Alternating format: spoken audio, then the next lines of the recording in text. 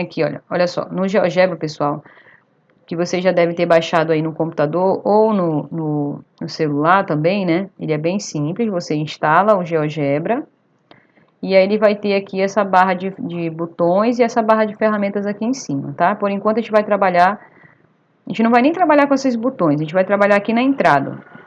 A entrada é onde você vai colocar a função e só dar o Enter que ele já vai plotar o gráfico aqui para vocês. Então, nesse caso aqui, ó, se a gente escrever f de x igual a 2x mais 2, ele já vai plotar aqui o gráfico que é uma reta, certo? No caso da função g aqui, ó, g de x igual a 2x, já vai ser uma reta que passa exatamente pela origem aqui, ó. Vou marcar esse ponto aqui para vocês darem uma olhada. Ó, esse ponto tem as coordenadas 0, 0, que seria a origem do sistema. Então, a função linear, ela tem essa propriedade de passar pela origem do sistema, tá? E, deixa eu desmarcar aqui os dois, a função h de x igual a 5 aqui, ó, ela vai ser uma reta onde todos os elementos vão estar se ligando somente com um elemento na imagem, certo? Toda a imagem de qualquer ponto aqui vai ser 5, né, nesse caso aqui, e também vai ser uma reta só que paralela ao eixo do x, tá? Então, só para vocês verificarem aqui, ó, a gente pode estar colocando qualquer tipo de função. É bom chamar de outro nome?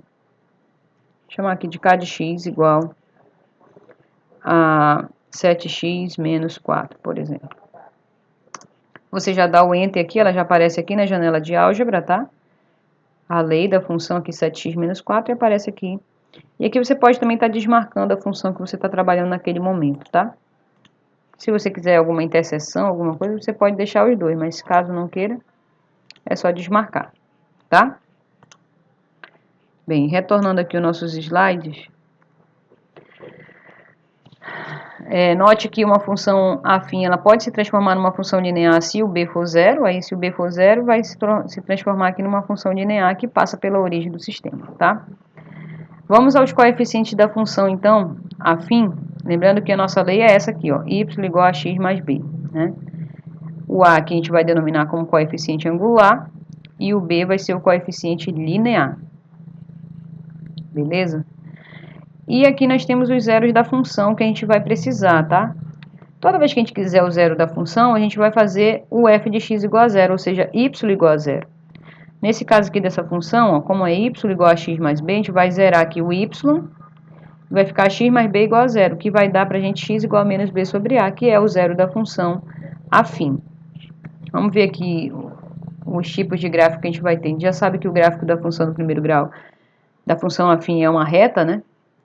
Então, esse aqui é o zero da função, e quando a é positivo, a gente tem que a função é crescente. Então, vai estar nesse movimento aqui, nesse sentido, né?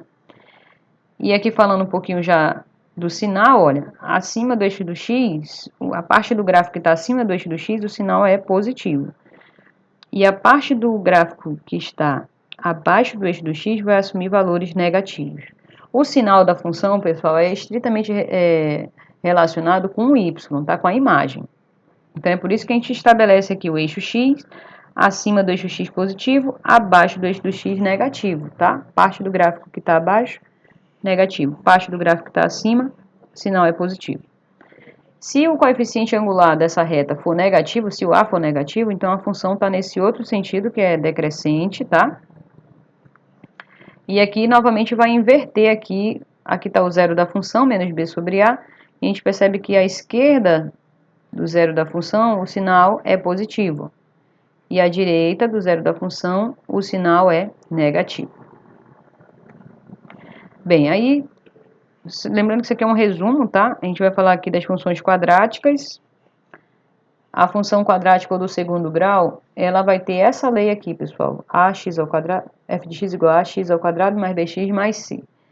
Lembrando que, por ser do segundo grau, a gente vai necessariamente precisar desse elemento x ao quadrado aqui, que vai caracterizar uma função do segundo grau, ou seja, a variável x com expoente 2. Então, por isso que a gente não pode zerar aqui o a, porque senão a gente vai ter uma função do primeiro grau, uma função afim. Bem, lembrando que a gente vai precisar aqui dessa configuração, f de x igual a x ao quadrado mais bx mais c. Então, para quem ainda tem problemas, tem que revisar isso daqui, né? por exemplo, na primeira função aqui, f de x igual a x ao quadrado menos 3x mais 2. O coeficiente a é aquele que acompanha o x ao quadrado, então nesse caso aqui é 1. O que acompanha o x aqui nesse caso é o menos 3, que é o b, e o que está sozinho é o 2. Lembrando que em alguns momentos a gente vai ter a função incompleta. Por exemplo aqui, ó, f de x igual a x ao quadrado menos 4. Não tem um x, né, o termo x aqui somado. Mas você pode completar com 0x, e assim você consegue identificar o a, o b e o c. Nesse caso aqui o b é 0. Ó, outra função incompleta aqui, menos 2x ao quadrado mais 5x. Não teria o c, então o c é 0. E o a e o b aqui, né, conforme a gente já viu, o a aqui seria menos 2 e o b seria 5. E na última lei aqui, a f de x igual a menos 3x ao quadrado, isso aqui seria uma função incompleta, onde não tem o termo b e nem o c. Então, b e c aqui são 0, e o coeficiente a que acompanha x ao quadrado menos 3. Para ver os zeros da função do segundo grau, é a mesma ideia, pessoal.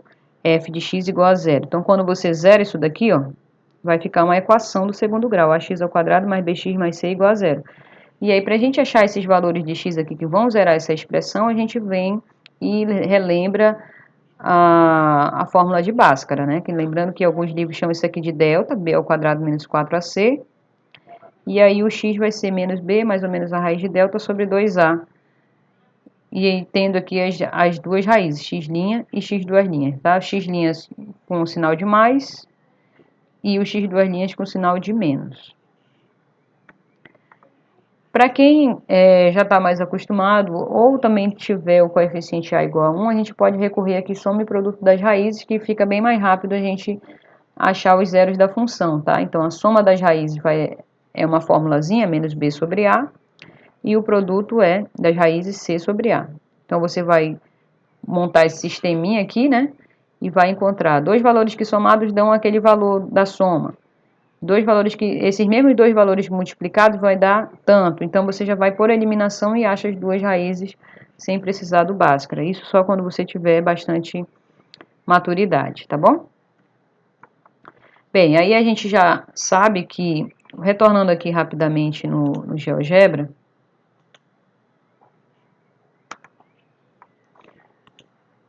eu vou desmarcar aqui, ó, eu vou pegar uma função, vou abrir aqui um novo arquivo, para ficar mais simples, aqui ó. Na entrada a gente vai colocar aqui uma função do segundo grau, ok? Então vamos colocar aqui x ao quadrado, mais 5x, mais 2, por exemplo. Clicou o Enter aqui, ó. Você pode arrastar aqui, tá aqui, ó. O gráfico é uma parábola, certo? Nesse caso aqui a gente teria dois... Aqui não está bem centralizado. Aqui a gente teria dois zeros aqui da função, ó. Certo? Os zeros da função são a e b aqui nesse caso, são os pontos que tocam o eixo x. Mas a gente também poderia ter, pessoal, um gráfico com coeficiente menos x ao quadrado mais 3x menos 4. Ó.